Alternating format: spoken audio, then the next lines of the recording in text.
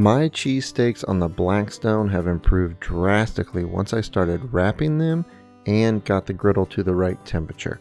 Let's go over it step by step. I'll have the full recipe in the description. We'll start with the temperature. I have all 4 burners on low. I'm shooting for around 300 to 325 degrees. I'm not using any oil. I just got 2 big pieces of fat that I cut off of my ribeye. I will push these around and I'm going to cook the steak and onions in that. I used to do cheesesteaks higher because I thought, steak, let's get a sear, right? But they always ended up being dry and not as juicy as I wanted.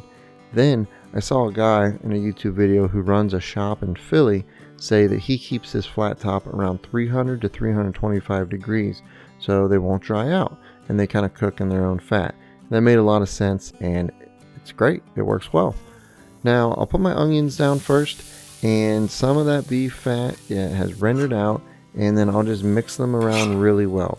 You could do diced. I've done diced onions before, but this time I went with sliced. I feel like they mix in better. And I get these as thin as I possibly can.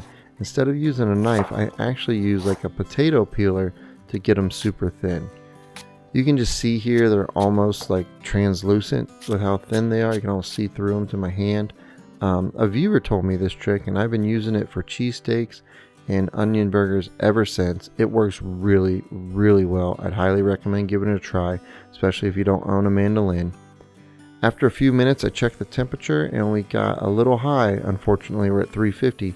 So I'll turn off the outside 2 burners and then make sure those middle 2 burners are on low. I think I had them just on medium low, so all the way to low.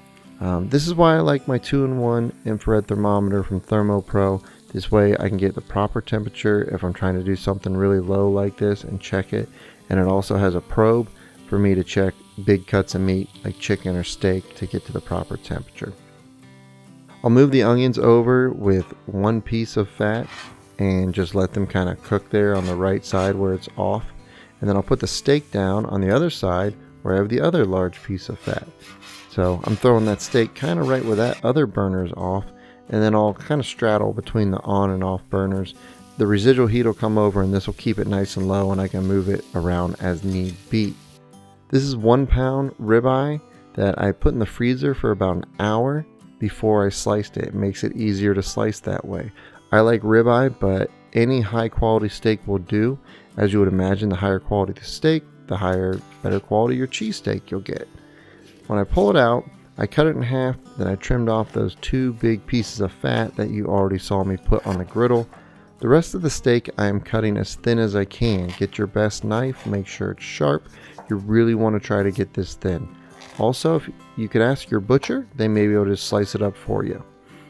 I've used the pre-shaved beef a lot of times, and that stuff is good. It's more affordable, super convenient.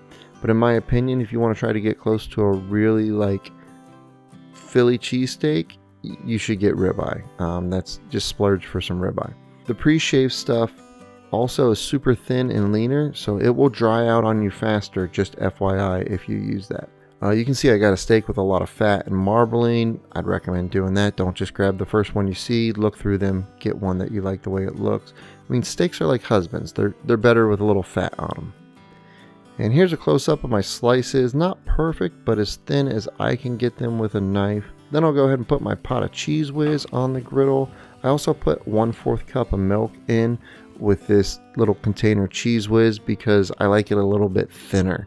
That's just a me thing. You don't have to do it, but I wanted to thin it out. Now I'll spread the meat out. I don't want it piled up, but I do want it touching. I want all the fat to cook out and the juices to come together, and it just like cooks in its own liquid. So I don't want to spread them out like I'm searing them like pieces of chicken for this like chicken gyro here. But I don't want it piled up because they all got to be touching the griddle. I'm trying to get this as juicy as I can.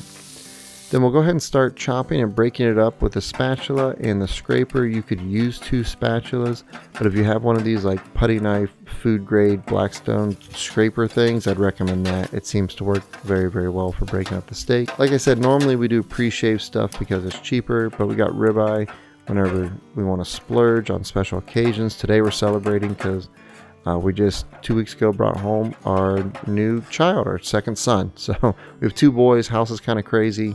We're celebrating with some nice cheesesteaks before all of our money goes to diapers. Check out the cheese sauce. It's starting to loosen up. It can burn. I have burnt it before in a pot on the griddle, so watch it. That's why I'm putting it on the little wire rack to stay warm but not cook. You could also just put it on a side shelf for a while if you don't have a little wire rack. Continue to break up the steak into little bite-sized pieces, then we'll add the onion to it and break it up some more and really kind of chop that all in to mix it together. I'm really just keep breaking it up and let it cook in the fat till it gets to where you want. This recipe is in my ebook, which is on your screen right now, FYI, if you're trying to contribute to that diaper fund. I had the steak on the griddle for about 14 minutes in real time total, so start to finish. It's kind of a slow process because we're doing it at a low temp. Now we'll separate out the meat the length of your buns. I got these hoagie rolls from the bakery section of my Kroger. You want to get the softest thing you can find. These definitely aren't like authentic rolls from Philly. I think Amoroso's is the brand that's popular there, but these are good hoagie rolls, and I wanted to get something that hopefully everybody could have access to at their local grocery store. So check out your bakery section at your local supermarket, or sub shops like Jimmy John's and Subway will sell you their bread. You just got to go in and ask. I've bought bread from Jimmy John's before. I also took out a little bit of the bread on the inside to make sure that the meat fit in there nice and snug. The 1 pound steak gave me enough for 3 hoagies, and they're about 6-7 inch long hoagies. If you added mushrooms or peppers, you might be able to stretch it into 4 sandwiches, or if you really wanted to get them like thick and full of meat, you could have probably just done 2 sandwiches with this 1 pound of steak. But if you want to get 4, I'd just recommend maybe getting 1.5 pounds of steak. And this is when I would recommend adding your salt and pepper right before the cheese goes on. I totally forgot, but it will be in the recipe. You want to add it at the end, because if you add it too early, it draws out the moisture, again leading to a dry cheesesteak. 3 pieces of white American on top of 1. Probably could have gotten away with 2 pieces, but I'll tell you what, when I was eating it, I was completely happy that I did 3. It's starting to sound like Hank Hill here, like, I'll tell you what, Bobby, dang it, we're making some cheesesteaks. Then we'll put the whiz right on top of the other 2 piles of steak. Buns will go right on top of the whiz and the steak. I'm not toasting these buns. Again, maximum softness, maximum cheesiness, no toasting. I chop up the white American into the steak to help it melt a bit, and then I will also top that with a bun and let everything steam. Spatula underneath, we're going to do the old Flipadelphia for the cheesesteak, and now I'm adding more cheese whiz. These things are extra cheesy. Let's get a closer look for the last 2. The white American, spatula underneath. Oh boy, that is a hot cheesy mess, just like I like it. Get all of it up off the griddle, no man left behind here. And now the second whiz one. Yeah, look at that. And then we drizzle on some more of that liquid gold. This is the money shot. That's what griddle dreams are made of. Now we are not done yet, okay? You gotta wrap these things in foil. That's my second big tip. It steams itself and like softens up the bun. Such a minor thing creates such a big difference in the sandwich. I can't believe it. Oh, Jesus Christ. That's what I'm talking about. So, had to break out the white plate for this. Wanted French fries, but I don't have a fryer, so I continue my theme of junk food chips and whatnot to go with these meals. And today we got some Andy's hot fries. Man, these bring back memories of hitting up the gas station after high school for some hot fries and a super big gulp for 69 cents. Those days and those prices are long gone. So this recipe, along with 100 more fantastic griddle recipes, are in my ebook, which is on your screen, and so is a video with 10 more everyday griddle recipes. Thank you for watching. Have a good one. Keep on griddling, friends.